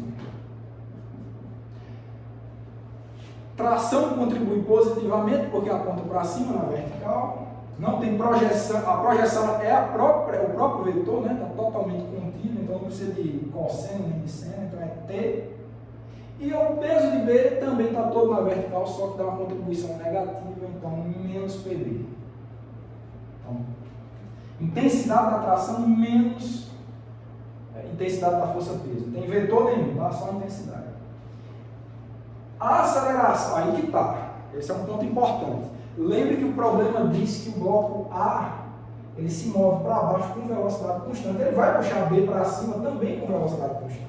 Então B vai estar subindo com velocidade constante.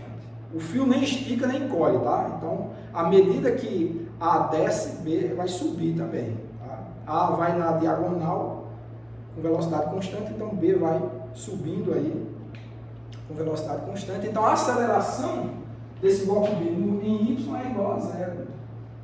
Então, o que é que temos aí?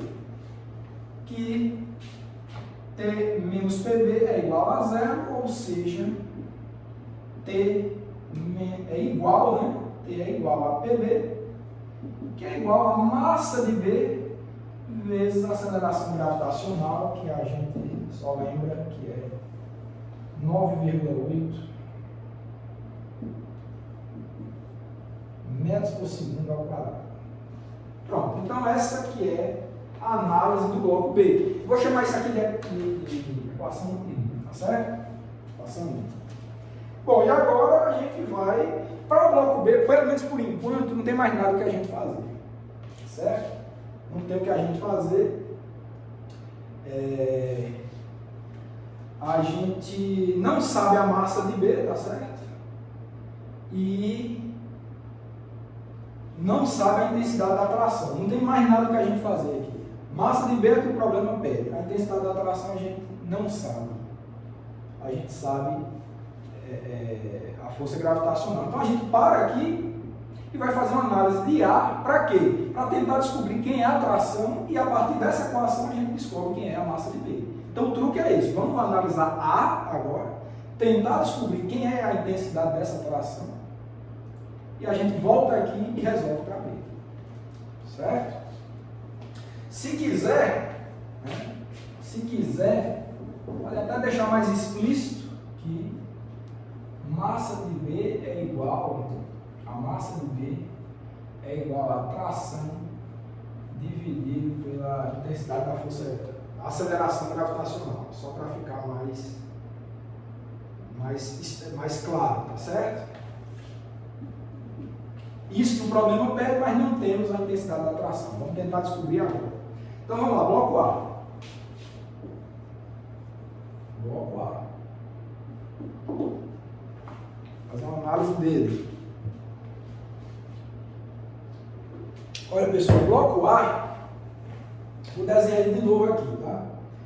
Ele está num plano inclinado. Aqui, bloco A.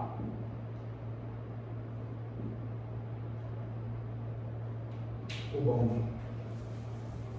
Então, está aqui o plano inclinado.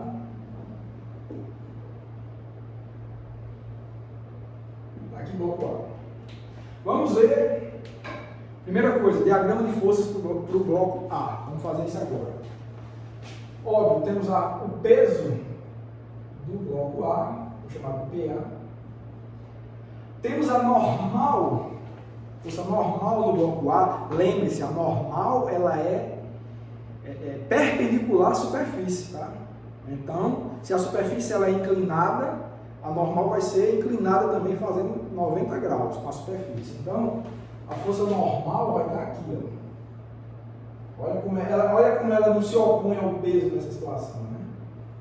Então, a força normal está aqui. Vetor força normal. A gente tem um fio esticado preso ao bloco A desse lado, né? Desse lado de cá, né? Então, a gente vai ter uma intensidade de força de tração. Tem uma força de tração aqui, ó. Você tem uma tração T aqui. Certo? E se o problema fala que o bloco A desce com velocidade constante e que a superfície exerce um atrito sobre o bloco A, então a força de atrito é contrária ao movimento, então ela tem que ser subindo também, apontando junto aqui com a tração. Então você vai ter uma força, deixa eu apagar aqui mais para dar espaço, você vai ter a força de tração aqui, uma força de tração T, e você vai ter uma força de atrito dinâmico também apontando para cima, porque o bloco está descendo, a resistência está acima. Essa que é a situação. De novo, pessoal, não tem nem força nem faltando nem sobrando aí. Todas elas, são essas quatro, tá certo? E eu só queria chamar a atenção logo de cara para uma coisa. Eu chamei esse daqui de vetor T e esse daqui de vetor T também.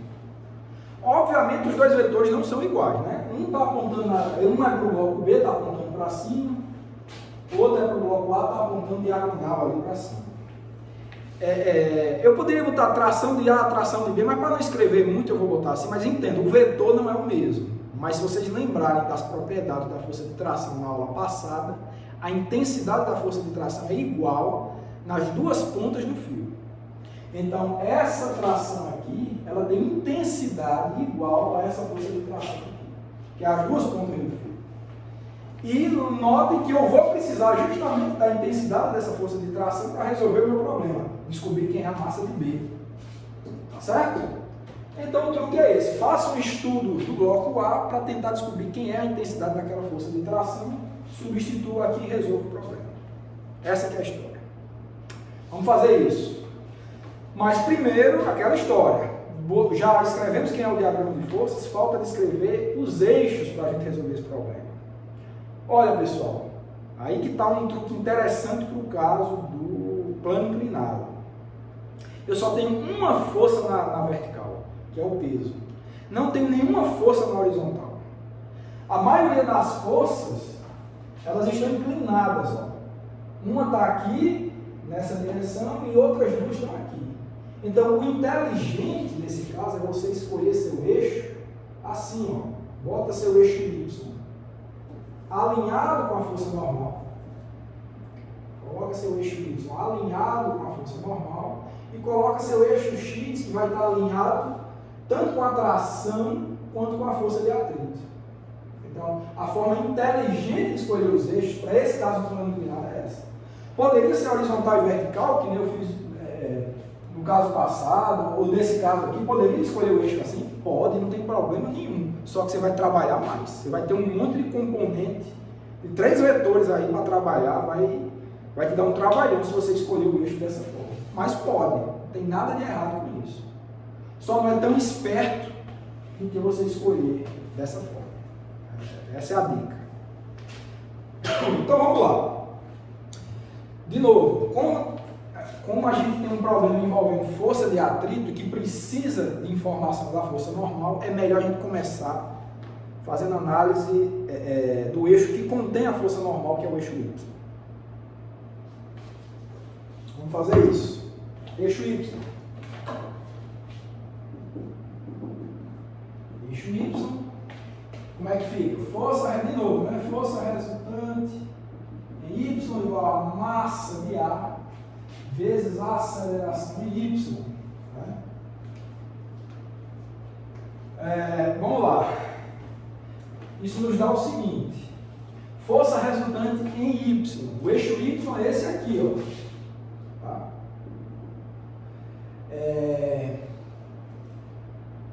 Tá. Você tem o seguinte, a força normal está totalmente contida ao longo do eixo Y, apontando para cima, então ela tem uma contribuição positiva.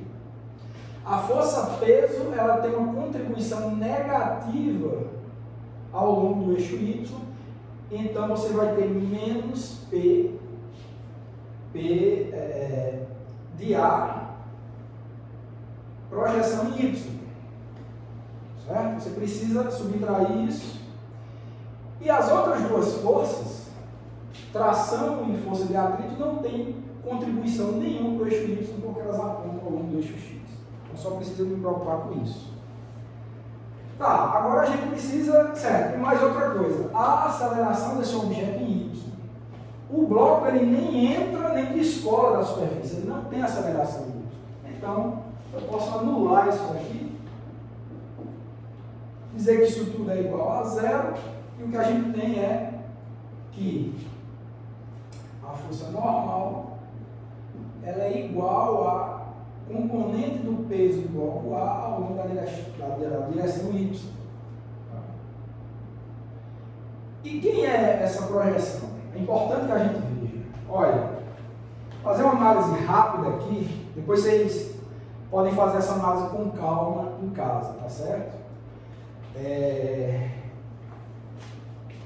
Acho que eu vou fazer por aqui mesmo. Esse ângulo aqui, pessoal, ele é o ângulo θ, tá certo? O ângulo largo.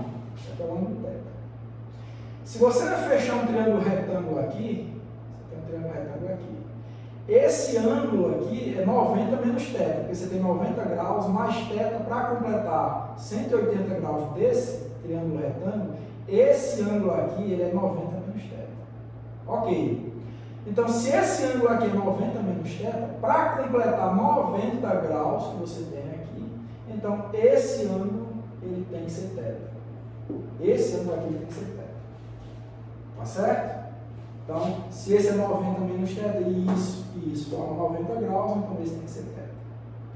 Se esse ângulo ele tem que ser θ, a projeção do peso de A ao longo do eixo Y ela vai ser negativa, como a gente já sabe, mas o tamanho dela é um cosseno de θ, porque a projeção está aqui, ó, ao longo do eixo Y, é uma projeção que está próxima ao ângulo θ, então é um cateto adjacente que envolve o cosseno de θ. Essa aqui é a análise. Então isso daqui é igual a peso de A cosseno de θ, então isso nos dá que a força normal ela é igual a massa de A, aceleração gravitacional G cosseno de θ. Então, essa aqui é a análise que você faz. E agora a gente vai para o eixo X. Vamos fazer uma análise no estudo do eixo X para esse bloco A. Certo? Vou separar aqui. Vamos fazer uma análise do eixo X. Mesma coisa. Força resultante x é igual a massa de ar vezes a aceleração em x, certo?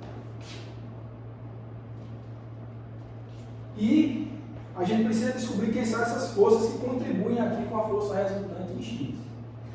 Olha, a tração para estar ao longo de x tem uma contribuição positiva, então fica T positivo. A força de atrito dinâmica também está ao longo do eixo x, ó, tem uma contribuição positiva, então mais força de atrito, intensidade da força de atrito dinâmica é FK. Tem outra força, a normal não contribui com nada, porque ela está totalmente ao longo do eixo Y. Agora, o peso, pessoal, se ela tem componente X, ela vai ter componente Y. Desculpa, se ela tem componente Y, que a gente já analisou aqui, ela tem componente em X também. Ó. O eixo X está passando aqui.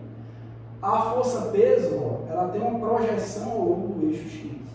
Se a projeção para o eixo Y envolver um cosseno de θ, para o eixo X ela vai envolver um seno de θ. E é negativa, tá? Ó. O eixo X aponta para cá, a projeção do peso no eixo Y ela é negativa. Esse é o ponto. Então, eu vou colocar aqui menos projeção do peso de ar ao longo do eixo X. Olha, isso é igual a massa vezes a aceleração em x, mas de novo, o problema disse que o bloco A ele desce a rampa com velocidade constante, é o eixo Y aqui, né? Então, não tem aceleração em x também o bloco A. Não tem aceleração em x, então você pode anular isso aqui. Isso aqui é igual a zero. Certo? É igual a zero. Olha, eu não queria apagar o desenho, eu vou fazer o seguinte, ó. Lembrando que eu tenho essa equação 1, aí vocês têm, né, no vídeo, então qualquer coisa vocês voltam. Vou só separar aqui e vou apagar tudo aqui para cima para continuar esse desenvolvimento. Tá já acabando o problema, tá?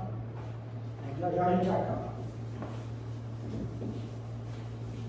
O que a gente vai fazer, vocês já sabem. Eu quero encontrar a intensidade da força de tração, substituir nessa equação 1 e resolver o problema. Pronto, vou continuar aqui, tá? Então, o que é que a gente tem? Isso implica que, daqui eu vou continuar aqui, tração mais intensidade da força de atrito, que é o quê? μK vezes intensidade da força normal, né? FK é igual a μK vezes N. Menos peso de ar, componente X é o que eu falei aqui. A componente X, o tamanho dela, tá? Você traça uma projeção aqui, a componente X é para baixo, por isso é sinal de menos. E o tamanho dessa projeção é peso de ar vezes seno de θ, porque essa projeção aqui, ó, ela é igual a essa daqui, ela tem a ver com o cateto oposto ao ângulo θ, então é seno de θ que é envolvido aqui. Então vai ser seno de θ, que é igual a zero. Só continuando ali. Bom, vamos desenvolver um pouco mais. Isso nos dá aqui o quê? T é igual a μK. Força normal a gente já encontrou. A força normal é MAG cosseno θ. Então a gente pode substituir aqui, ó. Que multiplica MA, certo?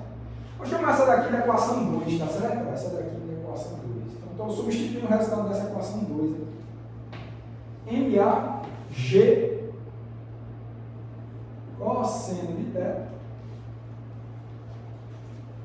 certo? Menos peso de ar, que é massa de ar vezes gravidade, seno de θ. Tá bom? Que é igual a zero. Então, no fim das contas, T vai ser igual a... Você pode botar, se quiser, massa de ar vezes G em evidência. Aí pode ficar assim, ó, MAG, que multiplica μK cosseno de θ menos seno de θ. menos seno de θ. Pronto. Em resumo, a tração fica com essa característica, tá certo? E dá para a gente resolver agora. Se eu só conferir aqui nas minhas notas se está tudo ok. Bom, tá. Então, a força de tração deu isso daqui. Já estou chamando isso de equação 3. Aí vamos lá. Substituindo 3 em 1, substituindo a equação 3 em 1, temos. O que é que a gente tem? Eu vou substituir o resultado da 3 na 1. Então eu vou fazer aqui, tá? Só para fechar. Então o que é que a gente tem? Quem é a equação 1? É MB igual a T sobre G. Então isso nos dá o seguinte, ó, que MB. Quem é T? É tudo isso daqui. Mas vai cortar com G, então é só cortar com G. Então vai ficar assim, ó, MB vai ser igual a massa de ar, que multiplica μk cosseno θ, cosseno de θ, menos seno de θ. Pronto. Acabou esse problema. A massa de ar nós temos, μk o problema deu. Se ele deu o ângulo θ, a gente encontra quem é o cosseno e quem é o seno. Então a gente consegue resolver numericamente esse problema, que nos dá massa de B igual, pelos meus cálculos, deu 4,4 quilogramas. Então, essa fica sendo a resposta para a única pergunta que foi feita nesse problema. Certo? A única pergunta que foi feita foi essa. Então, a gente acabou encontrando. De novo, pessoal, 2 objetos envolvidos aqui, diagrama de forças para cada um deles, escolhe os eixos da melhor forma possível, que eles se alinhem com o maior número de forças possível, faz a análise de segunda lei de Newton para cada eixo, e aí você vai comparando as variáveis que você tem para tentar encontrar o que o problema te pede. Então, o procedimento para resolver problemas de dinâmica, problemas envolvendo leis de Newton, é esse. Não tem nenhuma outra receita, o procedimento é esse. Eu espero que vocês tenham aproveitado os 2 exemplos, que tenham ajudado a fixar o conteúdo, e eu vou aguardar vocês na próxima aula.